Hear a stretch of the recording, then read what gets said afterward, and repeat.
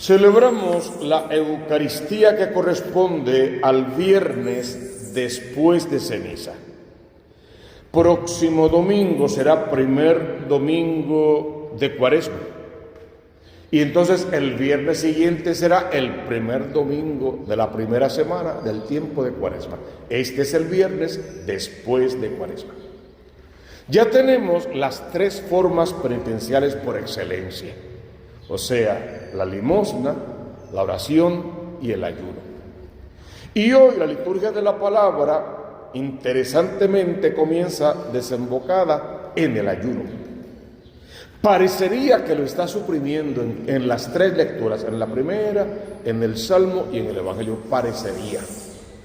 En cambio, podemos decir que lo está exaltando, lo que es el don, el regalo, la bendición del ayuno para el que cree, para el que espera, para el que confía, para el que ama a Dios sobre todas las cosas.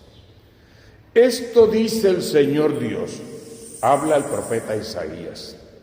Grita a pleno pulmón, no te contengas, alza la voz como una trompeta, denuncia a mi pueblo sus delitos, a la casa de Jacob sus pecados, porque consultan mi oráculo a diario, desean conocer mi voluntad, como si fuera un pueblo que practica la justicia y no descuida el mandato de su Dios.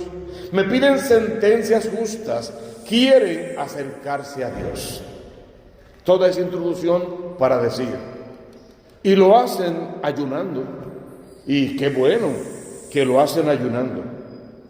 Pero entonces viene la exigencia de parte de Dios. ¿Y ustedes para qué ayunan si luego no hacen caso?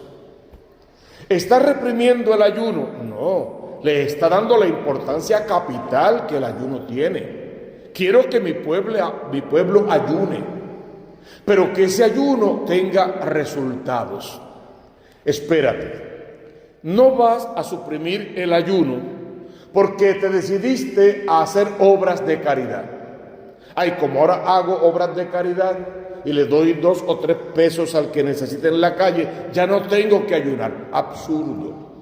Porque ayuno como se debe. Preparo mi corazón para que cuando hago en la calle obras de caridad, las hago como se deben.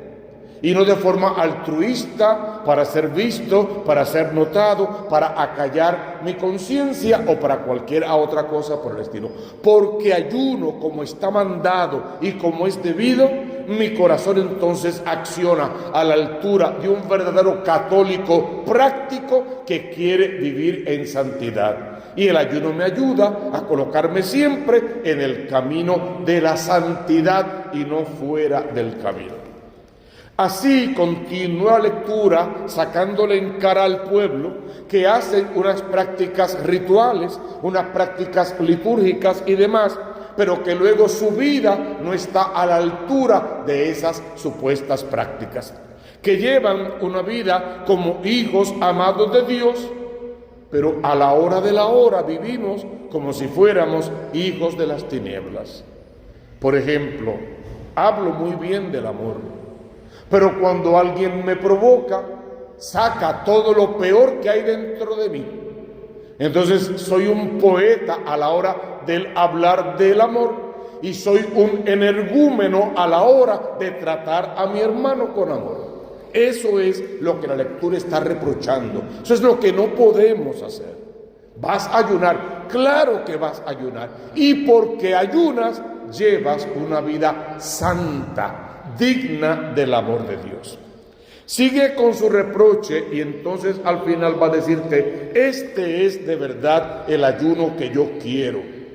Soltar las cadenas injustas, desatar las correas del yugo, liberar a los oprimidos, quebrar todos los yugos, partir tu pan con el que tiene hambre, hospedar a los pobres sin techo, cubrir a quien ves desnudo, y no desentenderte de los tuyos. Todo ese listado y mucho más es lo que tienes que hacer. Pero eso es muy difícil de verdad, Para lograr eso, entonces voy a orar con poder, a ayunar con poder y a dar limosnas con poder. Lo mismo que Cristo hizo en el desierto preparándose a su vida pública, a su ministerio como Redentor, es lo que tú vas a hacer durante toda la Cuaresma y ojalá que el resto de tu vida, para que tu vida sea una vida vivida en santidad. A orar, hermanos, a orar mucho en la Cuaresma, a orar como individuo encerrado en tu cuarto, a orar en el templo alabando, bendiciendo, glorificando y danzando para el Rey, orando cuando vas de camino y cuando vienes de camino va a decirte la palabra. Igual vas a procurar hacer un ayuno digno para que tenga frutos salvíficos y vas a practicar la limosna, que en fin de cuentas es la caridad.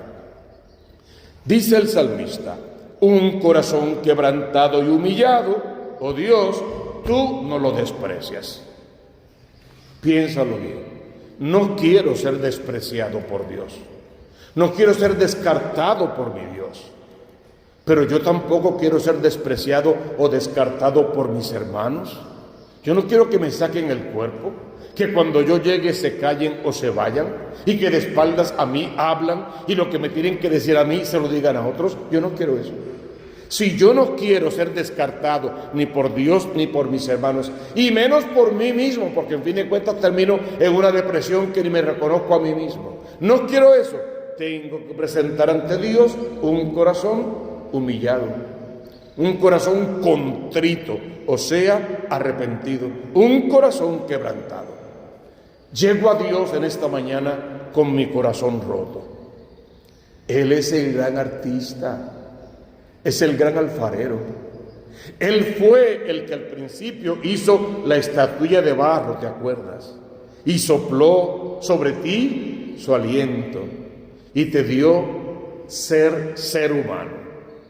Por lo tanto, hoy, estatuilla de barro, soplada por el Espíritu Santo de Dios, tráele a Dios tu corazón roto, tu corazón quebrantado, tu tristeza, tu depresión, tu enfermedad, tu soledad, tu amargura si quieres, el carácter de 7 demonios que te cargas, tráeselo a Dios. Porque la promesa que Él tiene para ti es que Él no te va a desamparar, no te va a despreciar, te va a hacer de nuevo. Esa es la promesa, que te va a hacer de nuevo. Pues si lo crees de verdad, mécete en los brazos del Señor. Vamos a decirlo de esta manera muy humana: cánsate ya de fastidiar y empieza a vivir en santidad. Eso no es tan difícil. Se puede hacer, claro que se puede hacer. Cansarnos de hacer en la vida pedazos a los demás, para que así como yo quiero que Dios se recoja mis pedazos y me haga de nuevo, yo coopere en la obra de Dios, recogiendo los pedazos del corazón de mi hermano y ayudándolo a hacerse de nuevo, a una vida en santidad. El Evangelio es breve, pero es muy interesante. Según San Mateo, es el capítulo 9, versos 14 y 15, 2 nada más. Los discípulos de Juan se le acercaron a Jesús. Los discípulos de Juan. Bueno, los fariseos también fastidiaban bastante, pero en este caso son los de Juan, que se supone que sean del mismo equipo. Los discípulos de Juan se acercan a Jesús y le preguntan: oye, ven acá. Si esto fuera aquí en Puerto Rico y fuera yo, le hubiera dicho: oye, soy responsable. Los discípulos míos ayunan todo el tiempo y los tuyos no ayunan. Hasta los fariseos, que no valen nada, ayunan y los tuyos no. Si fuera aquí, sería más o menos en esa tónica como nos solemos hablar.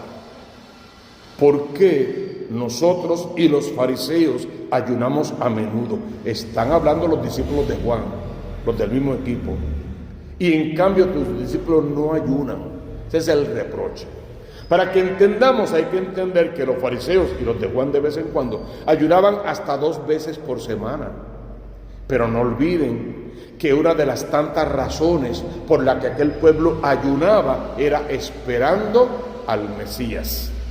Estoy ayunando para que tú llegues a mi casa. Si llegas a mi casa, ¿qué tengo que hacer? Dejar de ayunar porque llegaste. Yo estaba ayunando para que tú llegues. Ya llegaste, se acabó el ayuno. Ese es el tramo de hoy.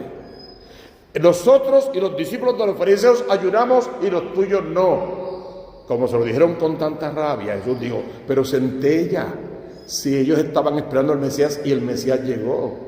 O sea, no hacen luto los amigos del novio mientras el novio está. El novio está. Jesús está. Llegó Jesús. El Mesías está. Abre tu corazón endurecido para que lo veas y ya entiendas que no hay que ayunar ahora. Lo que hay que hacer es ofrecer los frutos de ese ayuno. Un día le arrebatarán al novio. ¿De qué está hablando? Pasión, muerte, resurrección. Un día se lo van a arrebatar y entonces volverán a ayunar. Por eso ayunamos otra vez, porque otra vez estamos en espera de la segunda venida. No es tan difícil siempre. Ayunaban por otras tantas razones, pero entre ellas hasta 2 veces en semana. Entonces hoy día el ayuno también es lo mismo que el del Antiguo Testamento, pero con una distinta espera. Ellos esperaban la primera venida, nosotros esperamos la segunda venida. Ellos esperaban que ese Mesías llegara para liberarlos. Tú y yo esperamos que venga para romper cadenas. Y tú sabes, yo sé, cuáles son las cadenas que es urgente que el Señor rompa en mi corazón ya, porque no estamos viviendo bien, porque tenemos unas formas, unas maneras y unos estilos que no ayudan mucho, porque muchísima de la gente que no está en la casa de Dios hoy es bien posible que no esté por culpa de alguno de nosotros. Tenemos que cambiar. Tenemos que convertirnos, tenemos que ser mejores, tenemos que vivir una verdadera cuaresma y tenemos que dar frutos de salvación para que otros alcancen de Dios presencia y misericordia y nosotros podamos pasar por el mundo siempre haciendo el bien. Vamos a ayunar. Vamos a orar con poder y vamos a guardar limosnas. Y así podremos vencer a los enemigos del alma, al demonio, al mundo y a la carne en las 3 tentaciones: el hambre, el poder y la gloria. Y lo demás solito vendrá por añadidura.